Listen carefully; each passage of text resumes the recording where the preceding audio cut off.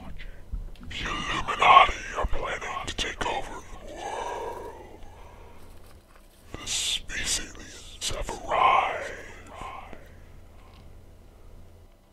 Grab your hats. This is tinfoil hat time.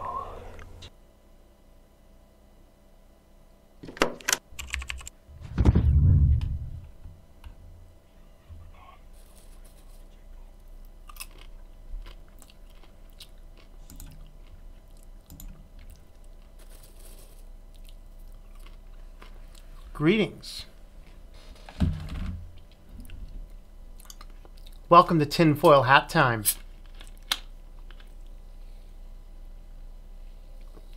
I seem to have left my hat behind. Why don't you go grab yourself a snack while I go grab it?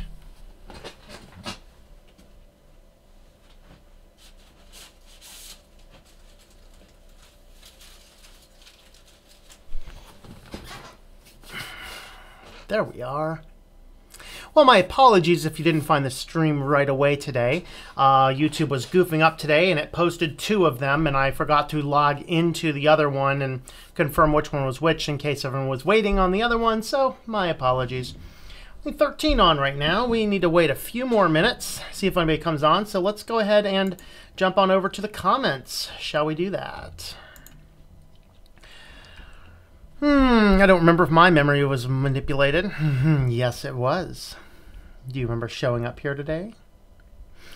Daniel received the mouse pad. Very good. I've always been here. The stream is life. Hello, KO2610. Caught me on another show today. What show was that? Hello, Phoenix. Mitchell, how's it going over there? Keegan, greetings. Tip of the tinfoil hat to Keegan for suggesting this particular tinfoil hat time. Your snacks radiate. Do my snacks radiate? Yeah, they do. Spying the spies, huh? Yeah, we're back in an info center right now. We're tracking down everybody's movements. Keep an eye on all of you. Watching your webcams, see everything you type, even control what you're typing. Hello, Pioter. Pioter? Hello. Actually watching through the Matrix movies right now. There you go. In addition to the list of benefits from using free software, that MacBook 2.1 I mentioned yesterday can now boot 64-bit OS, replaced Apple's 32-bit EFI that was pointlessly limiting the processor. Nice background. Thank you, Eric. Last night, you were a Quest. I was a Quest. I was on Total OS today last night. I don't know. Cool. Well, if I was somewhere else, let me know, because I don't know where I was. My mind was controlled. It was manipulated. But that's what we talk about today is mind manipulation. Mind manipulation indeed. Once again, Keegan gave me the article that we are going to be looking at the end. I wanted to build into some history before that, though. Stuff I've looked at in the past. So let's go ahead and dive on in. We're going to replay our intro so that we can dive back in, and then we will talk about mind manipulation.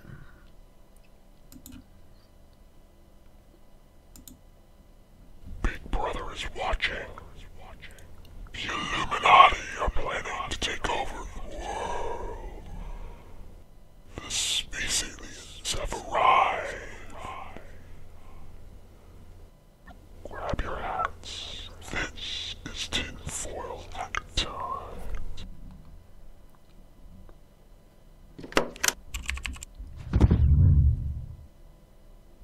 My deepest apologies. I keep forgetting to hit that record button. I'm going to have to run the intro again. I'm sorry about that, folks.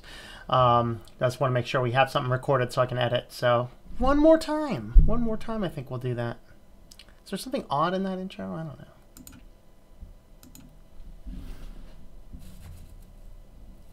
Big Brother is watching. The Illuminati are planning to take over the world. The species have arrived.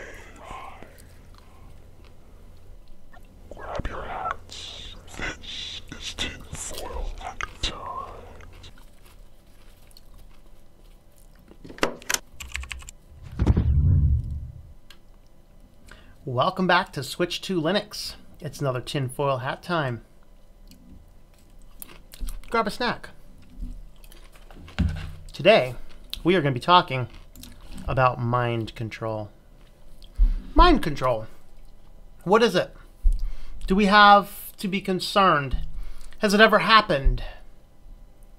Can we be directed through advertising, maybe other means, into doing things we might not otherwise want to be doing? So we're going to dive into that. We're going to look at this and go back first into some history.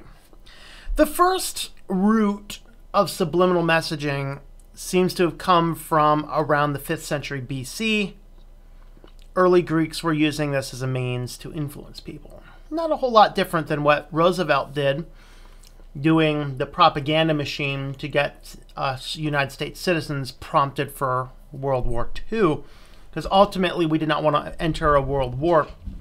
Unfortunately, FDR knew that war is very profitable for the economic health of a nation, and trying to get us out of that final bit of the Great Depression is what he wanted to do. Then, of course, BBC began broadcasting on radio for the first time. I'm not sure this was the very first radio station, but it was certainly an early radio station, and some people were so concerned about it, they thought radio was so sinister they called it the voice of the devil. Believed that whatever was played on the radio could be used to mass control people. They may not have been too far from the facts. Of course, as things go on, there was a publicity, high public case done in the 50s and 60s by a man named, is it Vicari, I believe, who had allegedly, 1957 marketing researcher James Vicari, he claims to have found a dramatic increase in Coca-Cola and popcorn sales by running flashes that phrase "drink Coca-Cola and eat popcorn" for 1/200th of a second during a movie. Statistics showed an increase in sales 58% and an 18% increases in Coca-Cola sales. Now, that study, which is still sometimes talked about, was actually a fraud study. It was fraudulent. That was not actually true, but it raised people's questions. Could you manipulate people in some way or another? And so government got interested in this. So there were a variety of different mind control studies. It was the Ultra, I forget the name of the study. But there was a high-profile CIA case that ran for 20 years before it was deemed illegal, and so they stopped doing it. They were using a variety of different mind control techniques, including torture, abuse, drug induction, all sorts of things in order to get people to change their various mental states. And then people started toying around with putting subliminal messages into music and subliminal messages into movies and television shows to get people to buy products, do things that they may not otherwise think about doing. And that prompted them in now there were two different legislative bills that came up. Neither of them were passed, but they would ban this kind of stuff. But it was in 1974 that the FCC, who at that time still did the public interest, they said whether effective or not, such broadcasts clearly intended to be deceptive, and so they are not in the public's best interest. So they made it illegal to do things in a film that would suggest somebody does something.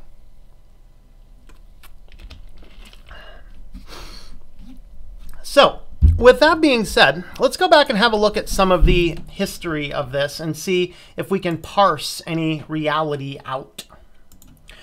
So here's a few articles from the Business Insider. The shocking drink and incredible Coke history of subliminal advertising. They're saying, looking for new ways to publicize your products. Have you considered implanting suggestions in your current advertising that link your product to sex and power? So of course, there's a statement that says, sex sells, and there's actually a lot of research that debunks that, but that's the direction this article wants to go. So we're just going to go ahead and have a look at this. Just have a little gander. So the birth of subliminal advertising as we know it dates to 1957 when a market researcher named James Vickery inserted the words "eat popcorn and drink Coca-Cola" into a movie. The words appeared for a single frame, allegedly long enough for the subconscious to pick it up, but too short for the viewer to be aware of it. The subliminal ads created an 18.1% increase in Coke sales, 57% increase in popcorn sales.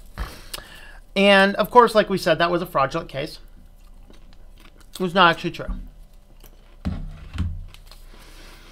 But other people have jumped onto this and said, does this actually work? And there's a lot of studies and research into this now to suggest that this is the case. All right. And so while we know this, there's a lot of different marketing advertisements that do this. Subjects here played computer games, which a series of words flashed before them for thousandths of a second. One set got words like wise, astute, accomplished. The other set got senile, dependent, and diseased. Despite the fact these words flashed far too quickly for the conscious to be perceived, those who received the words the positive words exited the room significantly faster than those who got the negative words. Not too much unlike the situation that Facebook was trying to do with manipulating people's emotions. Feeding algorithmically some people only negative stories and actually cause some serious problems. And so that was certainly one of those situations. All right, so what do they do? So here's a few examples of ads. So they suggest here a sexy outline of a woman on top of a can of Coke. I guess if you look hard enough, maybe. Is this message subliminally racist? Maybe. This is the one I'll comment on the most here. The words Coca-Cola supposedly engraved in the one ring to rule them all. Well, I happen to have this movie laying around. And so I looked at this and I played it in very slow-mo. And no, the words Coca-Cola are not on the ring, at least in the movie. They may be there somewhere else, maybe in a marketing campaign, maybe in some commercial. I don't know. But as far as getting the movie and watching this scene, this is the very scene where Gandalf throws the ring into the fire, drops it in Frodo's hand. He has to look at the ring. And what they're saying here is the words Coca-Cola supposedly engraved on the one ring. No, they are not there. I looked very carefully. And then, of course, there's some other ones. They just get progressively worse from there. So I'm not going to go any further in that particular article. But the fact is that there's always been this interplay. And obviously, as one guy who analyzes these things, there's an entire industry in Hollywood to figure out where to best put, product placements inside of your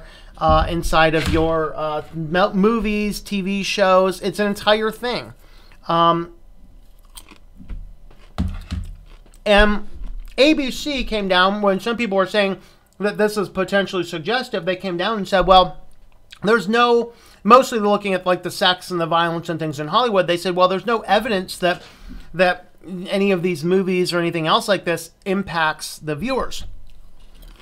And so another gentleman comes up and says, well, then you better start refunding billions of dollars in ad revenue, because if you don't think that putting something in a movie influences people to act on it, then what are you doing selling ad time? It's a very good question. Here's the popcorn subliminal advertising read from Snopes. They say it's false, but if you actually read this whole story, it's fascinating. I'm going to jump over this part because I want to get into this, talking about what the impact of products in movies and television can actually do. Is anybody aware that Ray-Ban sunglasses, the company Ray-Ban, almost went out of business? It wasn't until the 80s when Tom Cruise wore this particular style of sunglasses in the movie Risky Business. Sales went up 800% for this model of sunglasses and pushed the company out of bankruptcy. that is the power. Now, of course, Risky Business was a whole lot more about bad lifestyles than about anything else. And so with that being said, it raises this question with the movie Risky Business. If the movie caused these sales of sunglasses, which he would on in the scene a couple of times in the movie, 800%, the entire movie was about pushing sex and drugs, alcoholism, prostitution, things like that. If simply seeing the sunglasses caused that much increase in sales of sunglasses, what did the whole rest of the movie, which spent time glorifying those types of behaviors, actually do to the people? And that's an interesting question. Now, I pulled this particular article out, and I'll link it in the description there when we're done, because it actually has a lot of the sales reference. This is legitimately true. I did a lot of research into this one particular point for one of the books I have in my list. So you can actually see this. That's the information directly from the company there, that this movie pushed them out of bankruptcy and started a major ton more companies putting their products and services into things, which is why, I think the first time I ever heard of Uber was watching some episode of like Law and Order or something. They talk about, they get an Uber, and it's like, you never really hear about it until that kind of stuff happens. And so this is really the impact, is that these types of things can direct us into doing things we may not otherwise be doing in reality. It's suggestion. It's putting it out in front of you. And this is why I'm so against all of this direct targeted advertising, because you can push and target the same person. In fact, you could probably gather information so narrowly to individual people based upon individual groups that you could do an experiment to see, can you get a person to buy something they otherwise wouldn't know, simply by forcing the ad too much. And that seems to be the direction we're moving.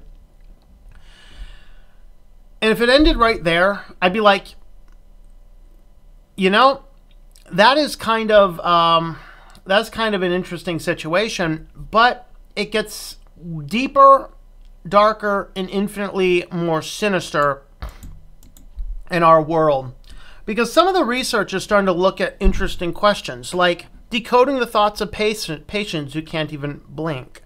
So here's some comatose people, some way they call lock-in people, people who cannot communicate. Traditionally, if somebody's to this point to where they're mostly paralyzed, you get them to answer yes or no questions with the blink of an eye. You might have seen things like Lorenzo's Oil, which is the true story about the boy who had adrenoleukodystrophy, whose parents figured out what is a prognosis and a treatment would be for the disease. And if you watch that near the end, where they stop the movement of the disease by blocking the saturated fat acid chains, the things that break down the myelin sheaths off the nerves, he starts to gain not movement, but the ability to at least to blink. And so from that, they were able to communicate with this kid about what he wanted and didn't want with simple yes or no questions in the blink of an eye. Well, what do you do when somebody cannot even blink their eyes? So there's a lot of research going on right now to figure out how do you get in the minds of these people. And it turns out that utilizing algorithms to measure brain waves, you can actually determine you can determine specific responses to questions. You can determine emotional responses, a lot of different things.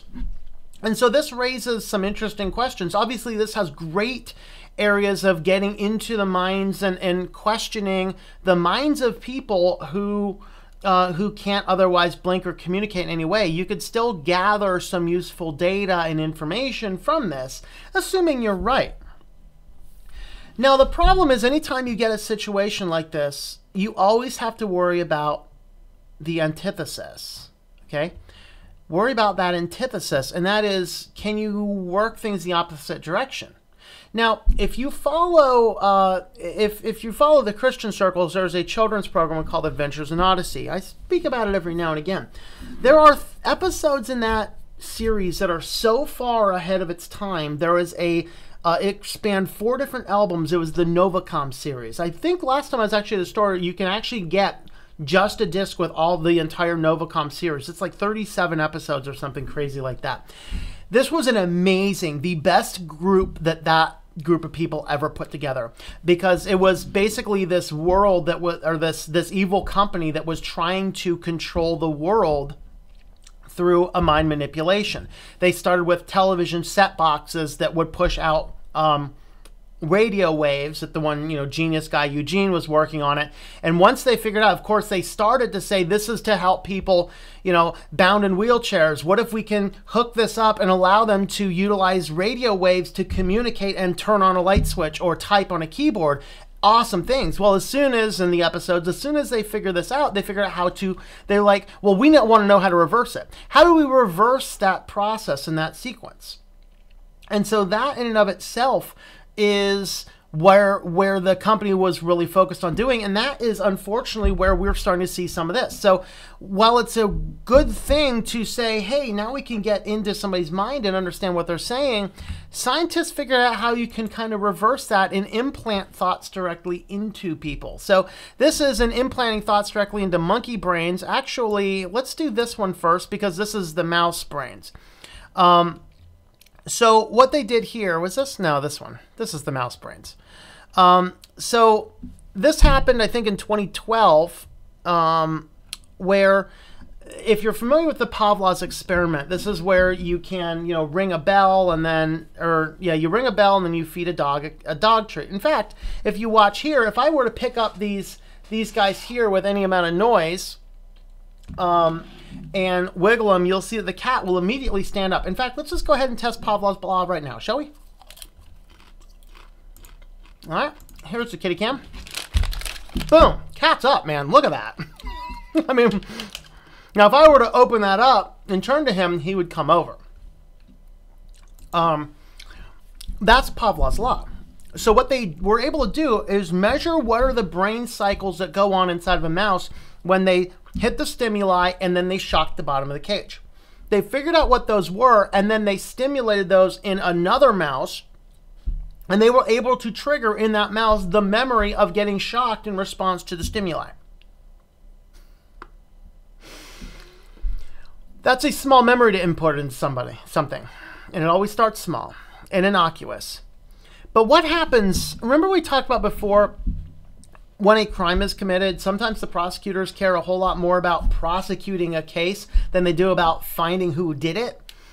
And so much so that it gets to the point to where we start to see people moving, we see district attorneys and whatever else saying, we may or may not have done it, but we have enough evidence to put you close enough to the scene to put you away for a long time. So if you confess to it, then we'll give you the lightest possible sentence. But if we take it to court and you're prosecuted, well, A, you'll have to pay for all that. And then B, of course, you'll risk going to prison for a whole lot longer. And so a whole lot of uninformed people will take the plea bargain, even if they didn't do the crime. What if you were to take this entire technology and implant into somebody the memory that they did a crime? If you were to figure out how to input into somebody else's mind that they did something, even if they didn't, it raises the highest degree of ethics questions, because Aldous Huxley said that your mind, your memory, is your own personal journal, your own personal story that only you can see. But when other people can get into there, think back. There are things every one of us have done that are extremely private, extremely embarrassing, and that nobody else knows. The thoughts that go through our mind. We don't want to. In fact, another one of these adventures and odysseys. Do you ever want to know what somebody else is thinking? Like, no, that's a bad idea to know what someone else is thinking all the time. Because sometimes our thoughts betray our hearts. This is what's so wrong about when somebody utters a racial slur. You extrapolate from that racial slur what their thoughts might be, but it may or may not even be accurate. But what if you can now take somebody and implant a thought into their head and then turn that around on them and make them believe they believed it? This is dangerous ground.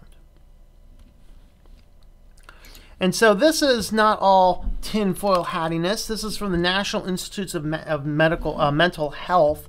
And what they're doing here is they're looking at ways to stimulate memory. Once again, if you could stimulate memories, you could help people with Alzheimer's and dementia. If you could suppress memories, you can help people with PTSD.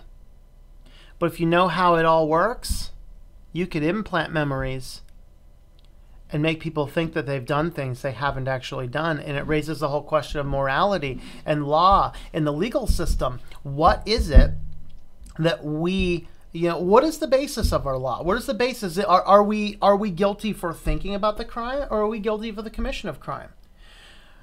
Or do we commit a crime because we remember committing the crime because somebody else implanted the thought that we committed a crime? Is it bad for somebody else to know exactly what our mental state is? Maybe if we get this technology working and we force every one of our children to wear little hats with little brainwave sensors so we can sense, are they aggravated? Are they frustrated? Of course, this is really good because it provides instant feedback for everything the teacher would need to know what student is frustrated, even if he's not telling you they're frustrated. Maybe you could even prevent a case of intermittent explosive disorder and prevent a student from acting out violently in your school. Fascinating thoughts. Is that too much private data? To have somebody knowing your entire mental state live streaming to your system, especially in a world where it's not too uncommon that we could probably import thoughts just as easily as export them. This brings us to our article, Compliments of Keegan. Forget Facebook. China is mining data directly from workers' brains on an industrial scale. I actually went back and forth the internet scouring for other cases of this, and it does seem legit. Hopefully it is. But basically, a lot of different, it's not just factories, it's a lot of Chinese government-based applications, from transportation people to everything else. Basically what they do is they have a little device that they put inside the helmets that can live monitor the behavior and mental state of the people. All right, so and with this being said, what happens is they can actually see, so there's a guy sitting in a chair at computers, much like the room I'm in back here, where there's one or two guys monitoring computer screens, and computers are pulling in all of the data, all of the emotional states, all of the mental states of all of the workers on the factory floor. And if anything seems out of the ordinary, the algorithm peeks it and displays that on the screen for the worker to see, and then they can narrow in on that individual person and see if they need a break or whatever else, because you see a spike in their emotional state. And so the technology used in Hangzhou, a state grid at Shanghai Electric Power, was boosted the company's profits by about 2 billion yen. I wonder if the employees saw any of that. Which is $315 million increase in profitability since it was rolled out in 2014, according to an official overseeing the company's emotional surveillance program. There's no doubt about its effect. Company and roughly 40,000 employees manage the power supply and distribution work to homes and businesses across the province, a task that Chang said they were able to do to a higher standard thanks to surveillance technology.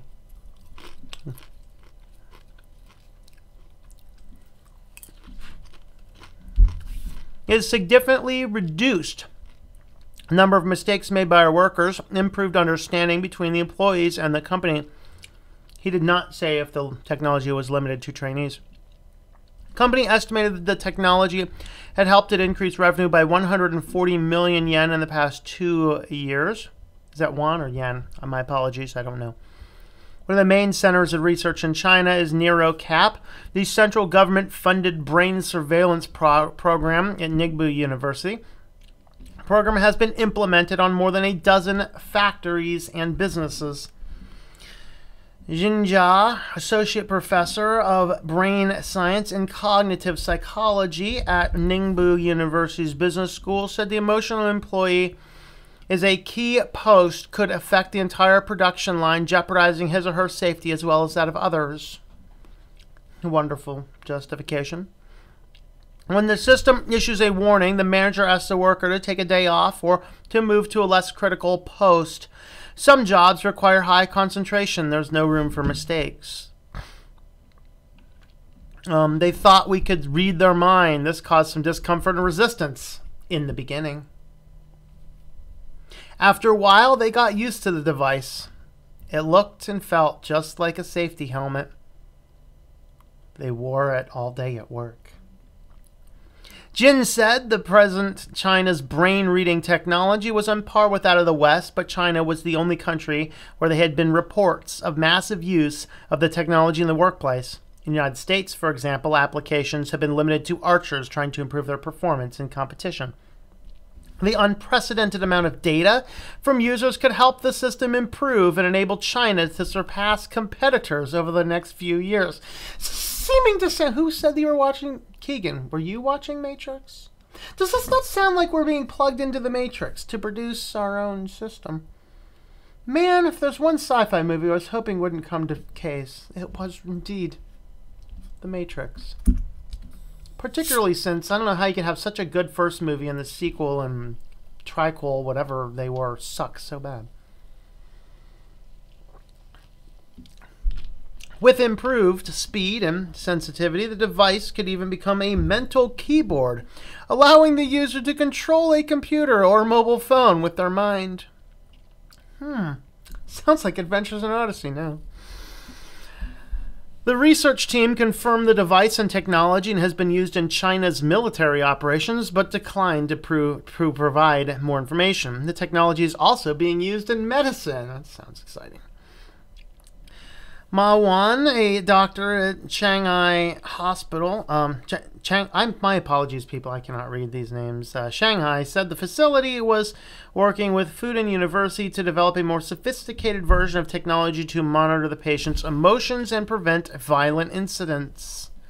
Let's just strap all of our members of society now to little caps, and that way the government knows exactly who's going to burst when and where. Isn't that exciting? Of course, we have to have GPS trackers and these things. That's old tech. That's old tech. Everyone's used to GPS trackers. Together, this different information can give us more precise estimate of the patient's mental status. Hospital welcomed the technology, hoped it could warn medical staff from potential violent outbursts from a patient. I wonder if the doctors have this too. How about the politicians? I bet it's not the directors of the companies. They're immune to all this stuff. They don't have any of that. They're the red assets.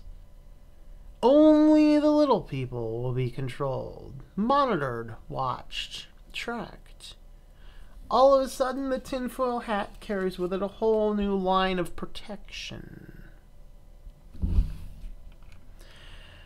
This is freaky stuff, people. This is freaky stuff. I have to say this is one of the more devastating tinfoil hat times I think I've done. In that we've moved from this area where simple glimpses on a screen and product placement very well could direct how a person behaves.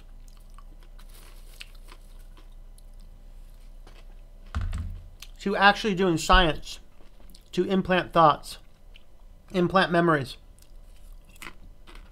and identify the emotional states of people, factory workers on the front lines. Who's monitoring the behaviors of the watchman? Who indeed watches the watchman? How do we know they're not the emotional high ones? How easy is it to manipulate this data or plant the data so you can put somebody away who is about to break out violently, but just hasn't done it yet? Pre-crime, as it were. When do we put them away?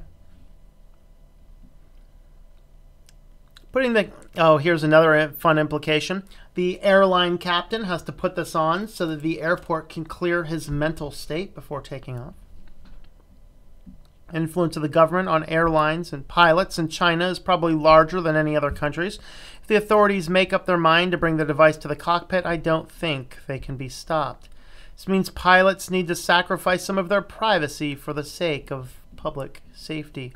Was it Ben Franklin who said, "He who wishes to sacrifice some of his privacy for security deserves neither privacy nor security"?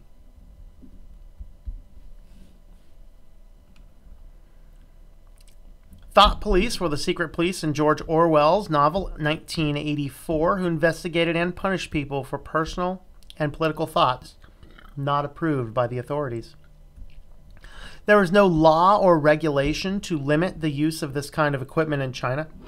The employer may have a strong incentive to use the technology for higher profit, and the employees are usually too weak to take in a position to say no. No, I don't want to wear a thing on my head. Go home. We will hire somebody else for another quarter who will. Selling of Facebook data is bad enough. Brain surveillance can take privacy abuse to a whole new level. We have some thinking to do in our society, people. We have a lot of thinking to do, indeed.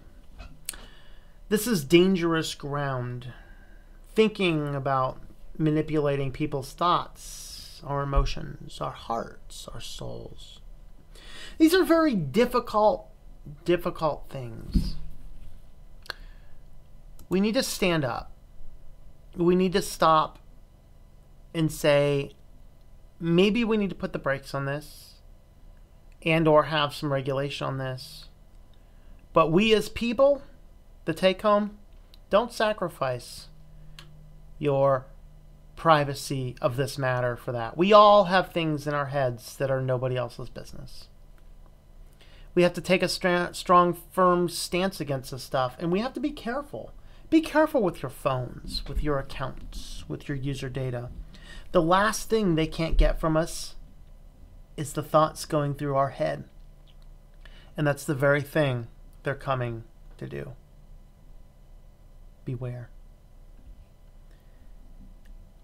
If you'd like to help support the channel, check out switchtolinux.com/support for all the current ways you can help support us. We do have a Patreon page, patreon.com/TomM, and you can pick up a t-shirt, coffee cup, water bottle, etc. at shop.switchtolinux.com. Thank you for watching. Keep that hat on.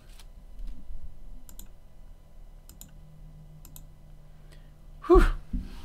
That was a good one. I think that was a good one. All right, let's see what kind of comments we have.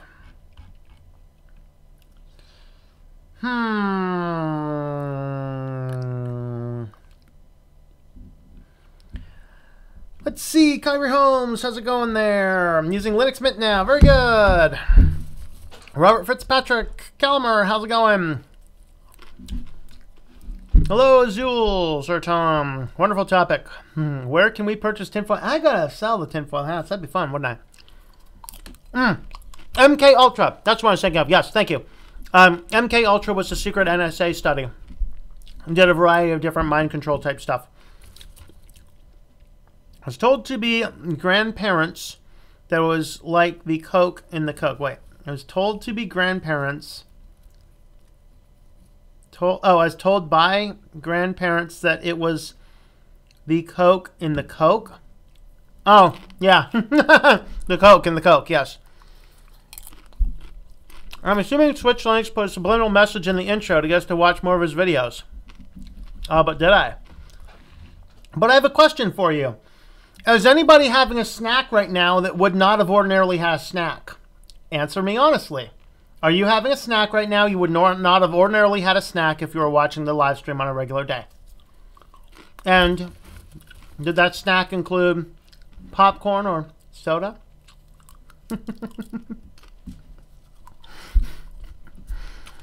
Brought back in the 80s for a short time. Hello, World of Linux. How's it going there? You were scared. I always suspected that. And tell me, how can you tell when your microphone is on? Like, on a lot of things, you don't really know. my microphones here, I have, blue light indicators on them. But it might be possible to turn them on without that.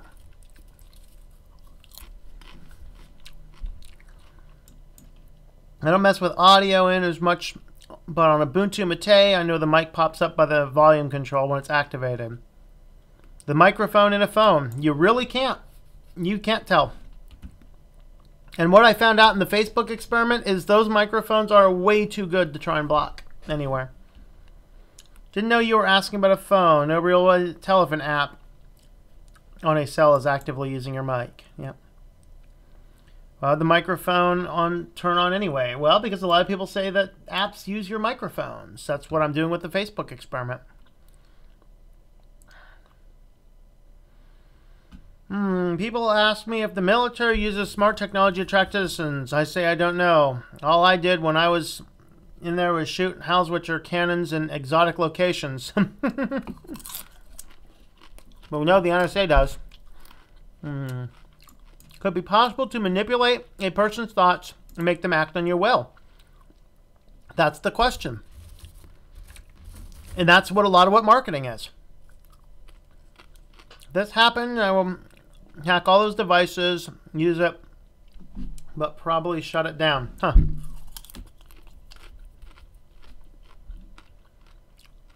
Not enough SwitchLink merch product placement for mind manipulation video. Not enough, huh?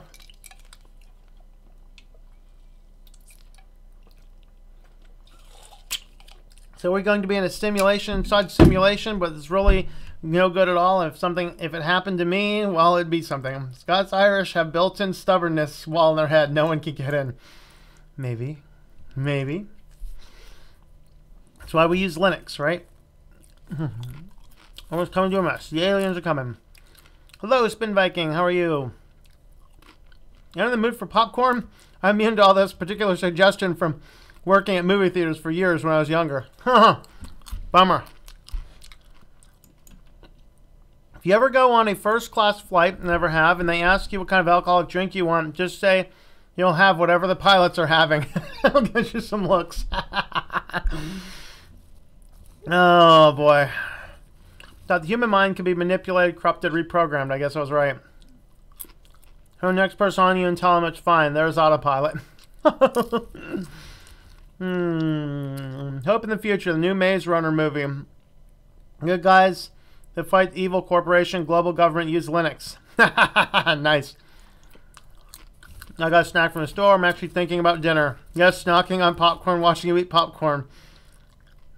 Why would the apps want to use my microphone?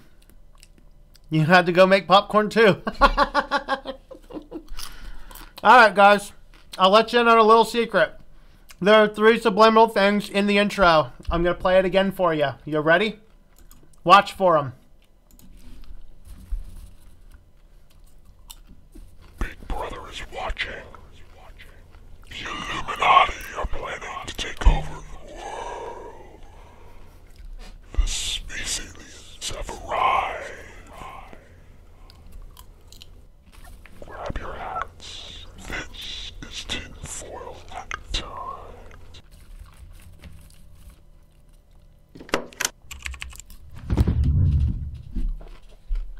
Did you see him? Drink soda.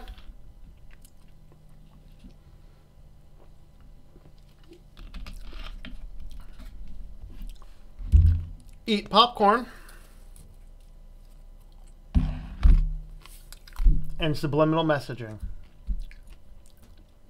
Now, those weren't quite on par with the other guys' experiments, because since my video is at 30 frames per second, I could only do 1/30th of a second. He did 1/3000th of a second, so his clips were 100 times shorter than mine.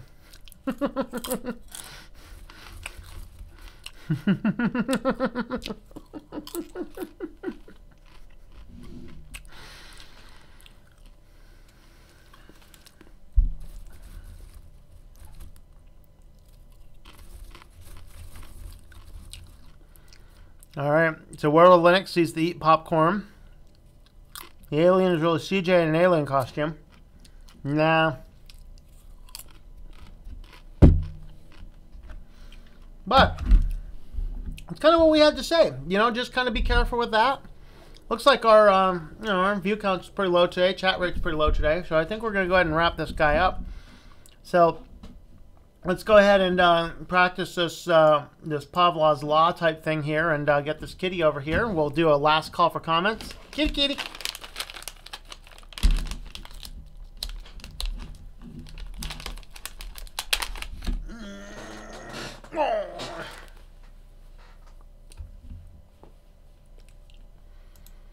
All right.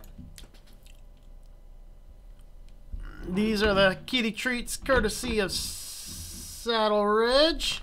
We're on to these Whisker Lickins from...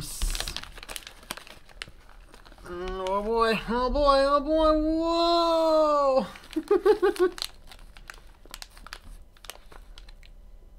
whoa! Whoa, right here, buddy, right here, buddy. Oh yeah. And you got one more, ready? One more right here, buddy, right here. Oh, are they finger licking good?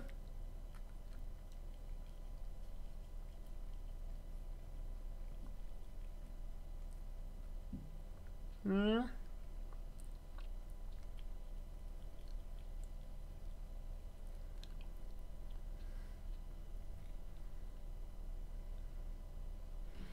All right, that's what you got, kitty.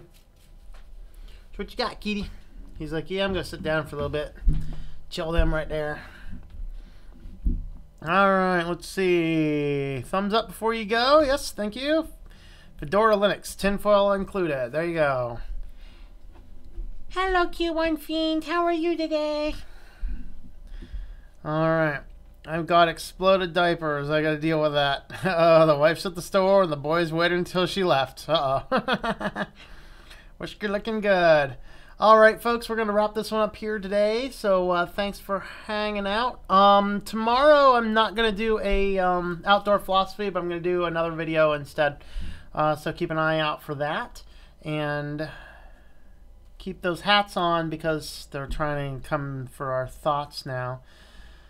That's what the tinfoil hat was originally for, protecting our thoughts. But thanks for watching, guys. Good hanging out with you, and we will catch you next time.